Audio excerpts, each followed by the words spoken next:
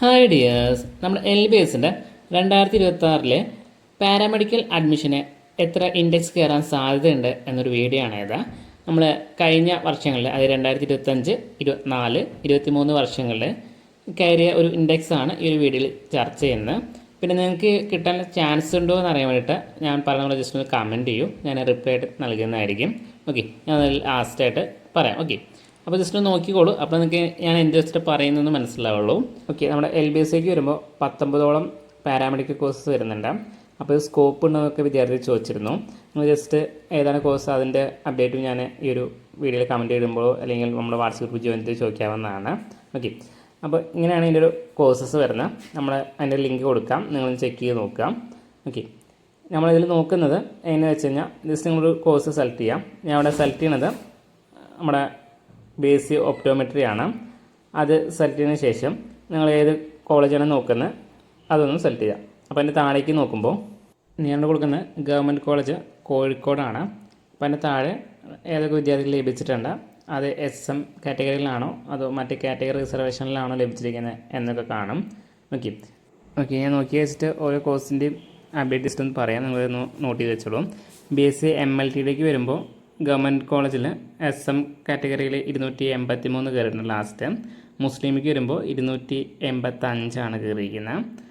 Okay, പിന്നെ നമ്മുടെ state merit കാറ്റഗറിക്ക് നോക്കുമ്പോൾ 269 സെൽഫ് ഫിനാൻസ് കോളേജിലേക്ക് കയറിയിരിക്കുന്നത്.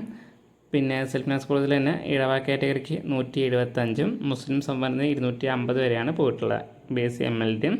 പിന്നെ ബാച്ചിലർ ഓഫ് ഫിസിയോതെറാപ്പിക്ക് നോക്കുമ്പോൾ ഗവൺമെൻറ് കോളേജിലേക്ക് 298 EWS കാറ്റഗറി കയറിയിരിക്കുന്നത്.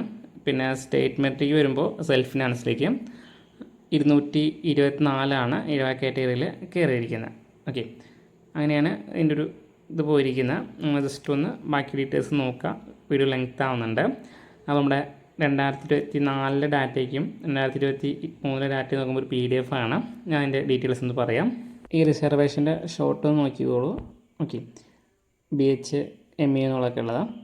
നമ്മൾ BSc നേഴ്സിന് ചെയ്തിരുന്നു. ഇത് പാരാമെഡിക്കൽ ഡയാലിസിസിൽ പോകുമ്പോൾ 276 ST വിഭാഗത്തിൽ കയറിയിരിക്കുന്നത്. ഓപ്റ്റോമെട്രി പോകുമ്പോൾ 275 ST വിഭാഗത്തിൽ കയറിയിരിക്കുന്നത്, ഏറ്റവും കുറവ് ഇൻഡെക്സ് എന്ന് പറയുമ്പോൾ.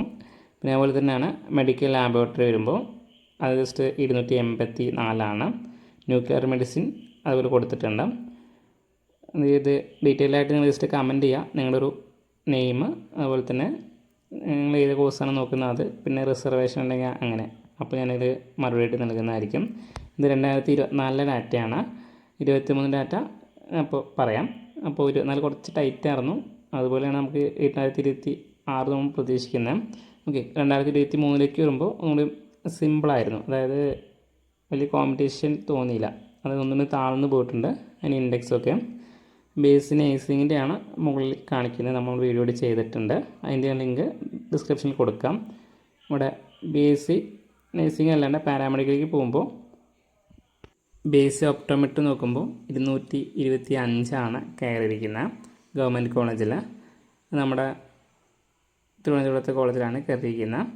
പിന്നെ സെൽഫ് ഫിനാൻസിക്ക് പോകുമ്പോൾ BSc ഒപ്റ്റോമെട്രിക്ക് തന്നെ 208 കയറിയിട്ടുണ്ട്.